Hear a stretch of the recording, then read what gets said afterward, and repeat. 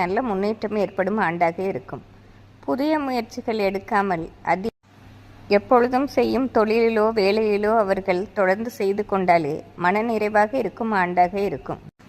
மேசராசி பெண்கள் அடுத்தவர்களோடு அவர்களை ஒப்பிடாமல் அவர்களது நிறைவான வாழ்க்கையை மட்டும் எண்ணி வாழ்ந்தார்கள் என்றால் பெரிய பிரச்சனை இல்லாமல் நல்ல ஆண்டாகவே அமையும். மேலும் மேசராசி மாணவர்களுக்கு இந்த ஆண்டு எதிர்காலம் குறித்து பல திட்டங்கள் போடுவதும் படிப்பில் நல்ல முன்னேற்றம் அடையும் ஆண்டாகவும் இருக்கும். இந்த ஆண்டு முழுவதும் விட்டு கொடுத்து நடந்து கொண்டால் மேசராசி நண்பர்கள் கண்டிப்பாக உச்சத்தை தொடுவார்கள். இந்த ஆண்டு பாக்கியாதிபதியான தனுசு ராசியில் பிறப்பதால் அவர்கள் இந்த ஆண்டு முழுவதுமே வியாழக்கிழமை அருகில் உள்ள ஆலயத்தில் உள்ள குரு பகவானுக்கு ஒரு நெய் தீபம் ஏற்றி வர வர அவர்கள் வாழ்க்கையில் உன்னத நிலைமை அடைவார்கள்.